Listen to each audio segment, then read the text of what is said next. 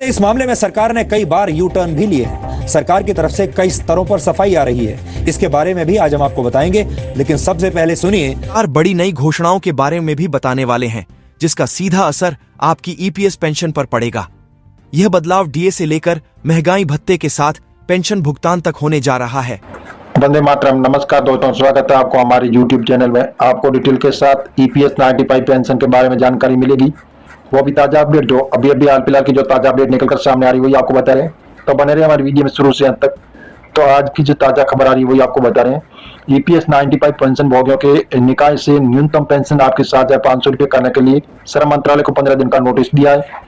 और ईपीएस के तहत जो वेतन भोगी वर्ग को मिलने वाली न्यूनतम पेंशन में तेजी लाने की मांग की जा रही है। ईपीएस 95 राष्ट्रीय संघर्ष समिति ने न्यूनतम मासिक पेंशन को 1,000 रुपये से बढ़ाकर 7,500 रुपये करने के लिए 15 दिन का निरीक्षण भी किया है। ईपीएफओ पेंशन जैसे अगर आप भी नौकरी पर हैं और आपकी सैलरी से आपका ईपीएफ काटा जाता है तो ये जानकारी आपको खुश कर देगी। लंबे समय से ईपीएस के तहत वेतन भोगी श्रेणी से मिलने वाली न्यूनतम मासिक पेंशन में उछाल की मांग की जा रही है।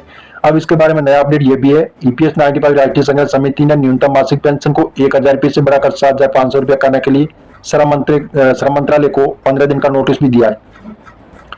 पेंशन की सुविधा, चिकित्सा सुविधा भी सीमित है। केंद्रीय श्रम मंत्री को लिखे पत्र में संघर्ष समिति ने कहा कि ईपीएस 95 पेंशनों की पेंशन राशि काफी कम है। इसके अलावा जैसे क्लिनिकल सेंटर भी सीमित है। इसके पेंशन भोगियों की डेथ चार्ज बढ़ जा रहा है। पत्र में यह भी कहा गया है कि 15 दिनों के भीतर पेंशन राशि में उछाल की घोषणा नहीं की तो आंदोलन भी किया जाएगा। इसके तहत जो जैसे कि कदम उठाए जाने की चेतावनी दी जा रही थी, इसलिए पेश किए गए महंगाई भत्ते के साथ न्यूनतम पेंशन को 1,000 रुपये से बढ़ाकर 7,500 रुपये करने की मांग, इसके साथ 4 अक्टूबर 2016 और 4 नवंबर 2022 सुप्रीम कोर्ट के फैसले के अनुसार वास्तविक आय पर पेंशन की दर लगाने की मांग की गई। जी हाँ दोस्तों, ईपीएस जो 95 पेंशन धारक है उनके लिए बहुत ही अच्छी खुशखबरी निकलकर सामने आ रही है। अभी हाल फिलहाल की जो ताजा अपडेट निकलकर सामने आ रही है वही आपको बता रहे हैं। जी हाँ दोस्तों, पेंशनों के लिए बहुत ही अच्छी सुविधा सरकार ने की है कि आपकी जो पेंशन लिमिट है उसको बढ़ाया जाएगा। जैसे आपकी पेंशन लिमिट 15,000 रुपये तो उसको बढ़ाकर 21,000 रुपये किए जाने की बात भी चल रही है। जी हाँ दोस्तों, और जैसे कोर्ट अनुसार जैसे आपको बताया जा रहा है कि जो हायर पेंशन का लाभ है वो भी सुप्रीम कोर्ट के आदेशानुसार हायर पेंशन का भी लाभ देने की बात हो रही है। और आपको जो मुफ्त में मेडिकल सुविधा भी दी जाएगी। जो इन योजना से वंचित लोग हैं उनको योजना में शामिल किया जाएगा। उनको भी 5,000 रुपये प्रति माह के हिसाब से पेंशन दी जाएगी। सरकार की तरफ से ईपीएस 95 पेंशन धारकों के लिए बहुत ही अच्छी खुशखबरी निकलकर सामने आने वाली है। हो सकता है कि अप्रैल माह के अंत तक आपको बहुत ही अच्छी खुशखबरी मिलेगी। अनुमान लगाया जा रहा है कि आपकी ईपीएस 95 पेंशन बढ़ी हुई आपके अकाउंट में जमा हो सकती है और उसके साथ में आपको अच्छा ब्याज भी मिलेगा। और आपको जो मेडिकल सुविधाएं हैं वो भी बहुत अच्छी मेडिकल सुविधाएं आपको दी जाएगी। सरकार बहुत ही अच्छी सुविधाएं आपके लिए लागू कर रही है। हो सकता है अभी इसी माह में आपकी अंतिम एक बैठक होने वाली, इस बैठक में लागू किया जा सकता है। जी हाँ दोस्तों, जो अभी हाल फिलहाल की जो ताजा अपडेट है वो हम आपको बता रहे हैं, लेकिन मीडिया आधारित आप ऑफिशियल वेबसाइट पर जाकर जानकारी इसकी ले सकते हैं। हम इंटरनेट से जुड़ी खबर आपको बता रहे हैं। जी हाँ दोस्तों, ईपीएस 95 पेंशन धारक उनके लिए बहुत ही अच्छी खुशखबरी निकलकर सामने आ रही है। अभी बताया जा रहा है कि 9,000 रुपये हो सकती है मिनिमम पेंशन। ईपीएफओ ने जारी किया आदेश। जी हाँ दोस्तों, आदेश में बताया जा रहा है कि आपकी मिनिमम पेंशन जो 9,000 रुपये हो सकती है अभी इसी माह में। कर्मचारी भविष्य निधि संगठन के ग्राहकों को बड़ा फायदा होने वाला है, जिसके लिए सरकार की ओर से ईपीएफओ ग्राहकों के लिए तैयार की जा रही है। एक रिपोर्ट के मुताबिक माना जा रहा है कि मिनिमम पेंशन बढ़ोतरी की जा सकती है। इसको लेकर काफी समय से चर्चा चल रही है। ऐसे में अब कर्मचारियों को न्यूनतम मासिक पेंशन एम्प्लॉयर पेंशन बढ़ोतरी का लाभ मिल सकता है।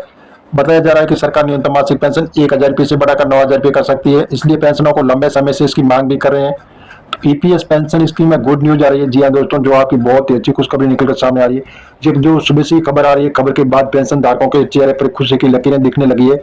अभी काफी लंबे समय से इनकी मांग चल रही थी कि ईपीएस 95 को बढ़ाया जाए। काफी लंबे समय के इंतजार के बाद ये ईपीएस 95 पेंशन बढ़ाई गई है और पेंशन लिमिट भी जो 15,000 रुपये है उसे बढ़ाकर 21,000 रुपये की गई है। तो अब आपको बहुत अच्छा इसका लाभ मिलने वाला है और अच्छा लाभ मिलेगा। कर्मचारियों के लिए जो न्यूनतम मासिक पेंशन बढ़ोतरी का संबंध में स्वास्थ्य निकाय यानी ईपीएफओ का भी फैसला लेना बाकी है।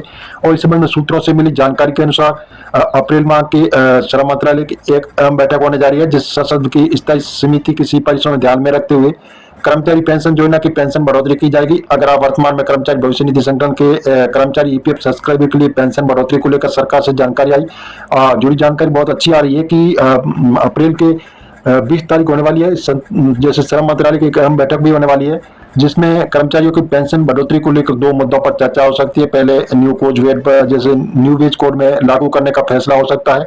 इसके दूसरा आम मुद्दा न्यूनतम पेंशन है, उस पर सहमति बनने की उम्मीद जताई जा रही है। उम्मीद की जा रही है कि लंबे समय से चल रही कर्मचारी पेंशन योजना में मिलने वाली न्यूनतम पेंशन पर फैसला हो सकता है और रिटायर्ड कर्मचारियों के लिए भी न्यूनतम पेंशन 1000 रुपये से बढ़ाने की मांग लगातार की जा रही है। अब पेंशन मिनिमम पेंशन है वो आपकी 1000 से सीधा 9000 रुपये किया जाएगी। ये 9 गुना आपकी पेंशन बढ़ाई जाएगी। जी हाँ दोस्तों, जैसे EPS 95 पेंशन धारक है जो काफी लंबे समय से यहाँ भी विरोध प्रदर्शन भी कर रहे हैं, काफी लंबे समय से मांग सरकार से करें कि हमारी मिनिमम पेंशन राशि 1000 रुपये बहुत कम से कम इसको बढ़ाया जाए। अब सरकार आपकी न्यूनतम पेंशन है वो कम से कम 9 गुना तक बढ़ाने की तैयारी चल रही है और जो सुप्रीम कोर्ट के आदेशानुसार जिसको हायर पेंशन का लाभ देने की भी बात चल रही है। जी हाँ दोस्तों, और उसके साथ में आपको मेडिकल जो सुविधाएं हैं वो मुफ्त में मेडिकल सुविधा भी मिलेगी और जो आने वाले जैसे अप्रैल के अंत तक आपको ये सारी योजना जो आपकी लागू हो सकती है और आपको अच्छा लाभ मिलने वाला है। जो EPS 95 के पेंशन धारक है उनके लंबे वक्त से इसे मांग कर रहे हैं तो आश्वासन दिया जा रहा था, लेकिन अब आपकी मिनिमम पेंशन राशि वो 9 गुना तक बढ़ाई जाएगी। जी हाँ दोस्तों, सरकार से बहुत ही अच्छी खुशखबरी निकलकर सामने आ रही है कि आपकी EPS 95 पेंशन पर काफी समय से आपको बता रहे कि आपकी मिनिमम पेंशन राशि बढ़ाई जाएगी, लेकिन अब आपकी पेंशन है वो बढ़ जाएगी। बड़ी खुशखबरी आ रही है और पेंशन स्कीम में भी बड़ा बदलाव होने वाला है जिससे 6 करोड़ से अधिक लोगों को मिलेगा इसका फायदा। EPS 95 पेंशन धारक है उनके लिए बहुत ही अच्छी खुशखबरी आ रही है कि 12% भविष्य निधि में जा रहा है, जबकि नियोक्ता का 12% हिस्से में से 8.33% कर्मचारी पेंशन योजना में जा रहा है। इसके अलावा पेंशन फंड में सरकार की तरफ से 1.16% का योगदान होता है। कर्मचारी भविष्य निधि संगठन यानी EPF ने पेंशन स्कीम में पहला बदलाव किया। 6 करोड़ सब्सक्राइबरों को राहत मिलने वाली है। रिटायरमेंट बॉडी फंड ने 6 महीने से कम समय में रिटायर होने वाले अपने सब्सक्राइबरों को एम्प्लॉय पेंशन स्कीम EPS 95 के तहत जैसे कि जो जमा रकम है निकालने की इजाजत भी दी गई है। और CBT की अपील पर हुआ फैसला PTI के मुताबिक श्रम मंत्रालय की ओर से एक डिक्लेरेशन जारी कर इसका तथ्य को साझा किया गया है। ये निर्देश दिया गया है कि केंद्रीय न्याय बोर्ड CBT की अधिकारियों को दी गई सलाह 6 महीने से कम सेवा वाले प्रतिभोगियों को उनके EPS खाते से निकासी की सुविधा देना भी शामिल है। देश भर में 65 करोड़ से ज्यादा EPF और सब्सक्राइबर, इसके साथ ही मंडल में 34 वर्ष से अधिक समय तक योजना में जुड़े प्रतिभोगियों को समानुपातिक पेंशन लाभ देने का भी वकालत की है।